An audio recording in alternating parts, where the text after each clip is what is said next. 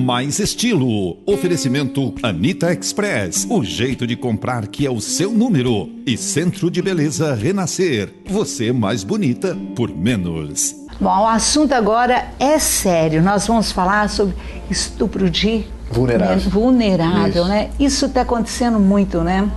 Na realidade, isso já vem acontecendo, sempre aconteceu. Sempre aconteceu. É que com essa mudança da legislação que aconteceu ano passado, isso veio à tona, né?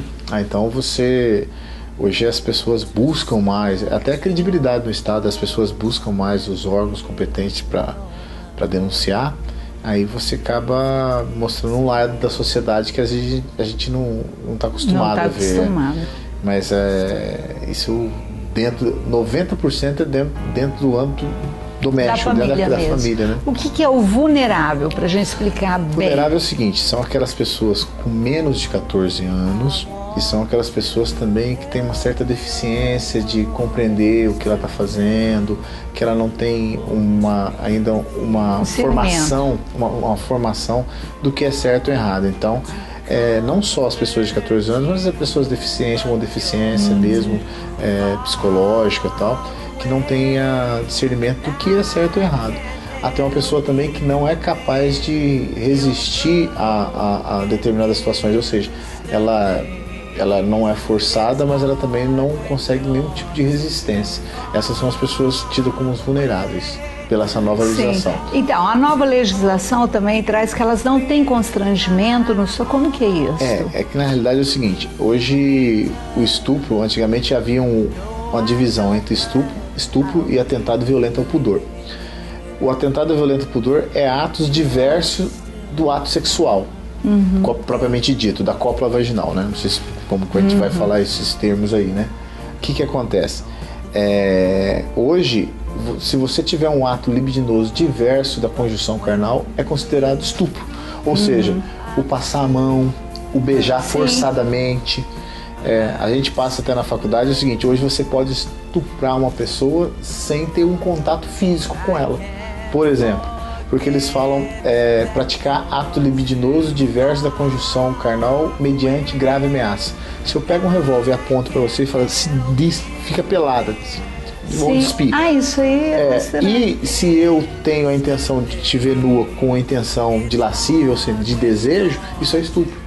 E me diz uma coisa, são menores de 14, né? Em regra, né? Em regra. Ou deficiente. E vamos supor que já aconteceu, eu vi há pouco tempo na mídia, um rapaz de 18 anos que namorava uma menina de 13. E beijou a menina em público. Isso também é considerado? O que acontece muito, principalmente no interior, que é comum uma menina de 12, 13 anos namorar uma pessoa já com 18, 20 anos, vamos dizer assim, e ter relação sexual com essa pessoa consentida.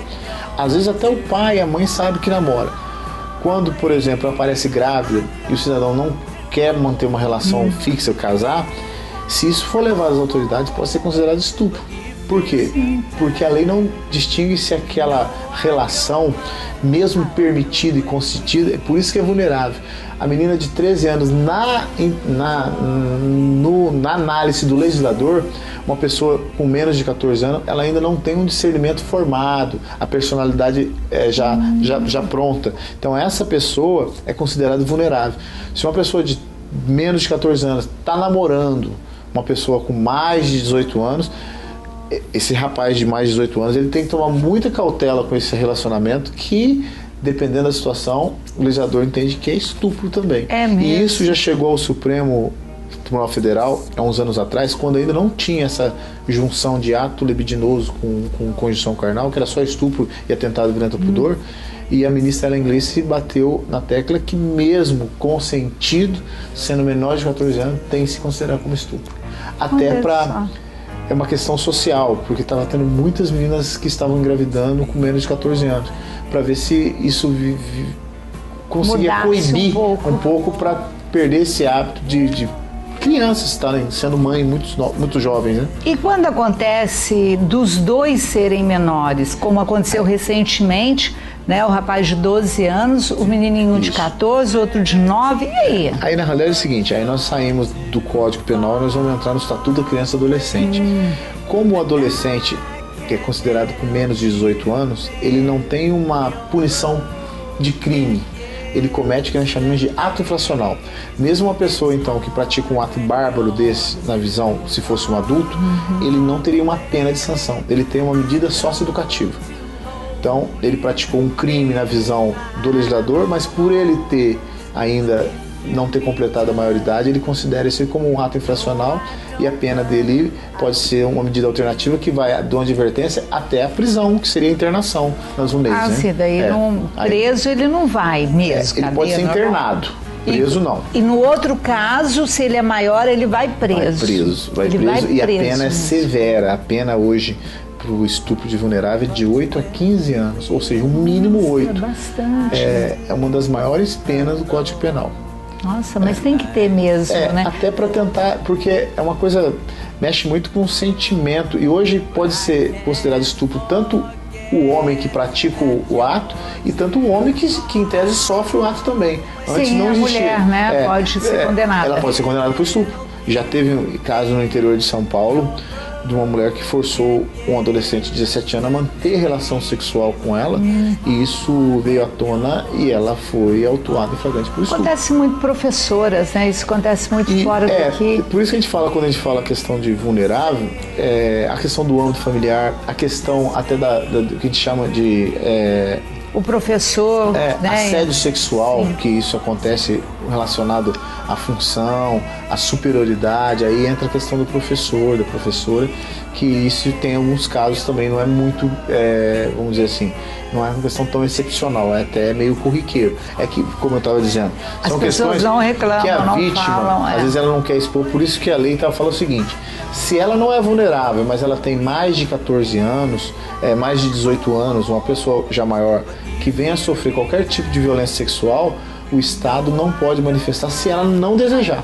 Tipo, a menina não quer ter o nome dela envolvido nessa situação, ela prefere ficar calada, mesmo a polícia sabendo quem foi o autor, se ela não autorizar, a polícia não pode tomar providência. Olha só. Porque então, preserva muito a privacidade da mulher, no caso mulher, né? A mulher. Bom, resumindo, né, doutor Fernando, observe seu filho, né? Isso. Observe seu filho. Principalmente alguma mudança, alteração de personalidade, alguma questão meio de depressão, né? A criança que é sempre alegre, começa a mudar mudar a personalidade. Com relação a algumas pessoas da casa, ela tem uma certa reserva que não tinha antes. Observar que é muita questão de padrasto, isso envolve muito essa questão sexual. A gente vê muito que tem, às vezes, a mãe separada, arruma um namorado, isso então isso acontece muito. Olha, observe, olha, tem que observar, porque hoje em dia não é brincadeira não, e denuncie bastante.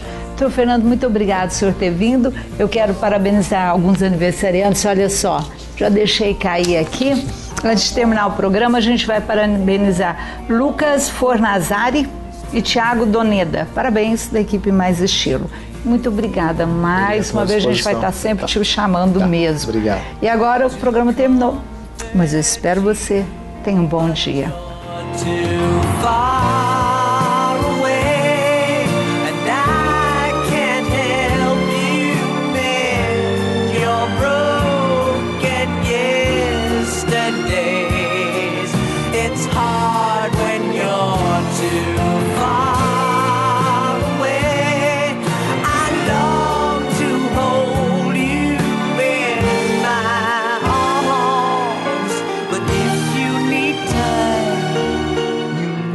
Gostou dessa matéria? Quer rever? Ver outras? Assistir programas que você perdeu? Então faz o seguinte, acesse o nosso site www.maisestilo.net.